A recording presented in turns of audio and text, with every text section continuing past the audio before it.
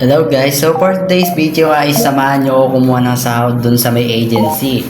So ayan nga, bago lumabas ang lolo nyo may pa-outfit check pa. Ay nako naman talaga, napakaraming alam. Ahay! So yun nga, syempre chinek ko muna yung outfit ko dyan kung okay ba, kung swak ba sa mukha ng lolo ninyo.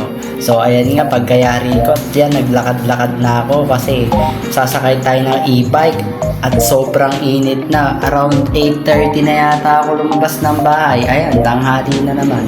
Sa bagay, sakto lang din naman yung punta ko kasi 8 din naman nagbubukas yung office. Kaya ayan, tara na, samahan nyo ako. Let's go!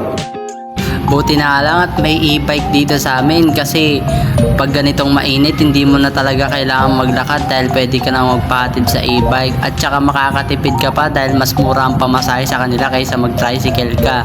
O tapos ayan nga, pag uwi ko ay ayan, agad-agad na akong bumaba dyan at bumili sa palengke ng uulamin ko. Hindi na pala ako nakapag-video guys sa may agency kasi baka bawal. Hindi rin naman ako nagtatanong kasi nahihiya ang lolo nyo.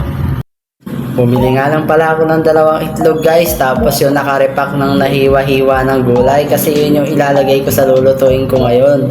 So ayan nga, sinet up ko muna yung paglulutuan ko dyan kasi ilalaga ko muna yung itlog na 2 para mamaya hindi na hassle at dire-diretso na i-process ko sa pagluluto. Kasi kung mamaya ako pa gagawin yan, madodoble trabaho ko at baka mas lalong mapatagal yung pagluluto ko. So ayun nga, tinugasan ko muna yung takip kasi di ko pa pala nahugasan yan para naman malinis. At syempre tatakpan natin yung lutuan habang nilalaga natin yung egg. So tara na, let's go! So Japanese noodles nga pala ilulutuin ko ngayon guys. Wala na kasi akong maisip na ibang uulamin. Nananawa na ako sa puro lutong ulam na lang binibili ko. So ayan nga, niready ko na para madali na lang ang pagluluto.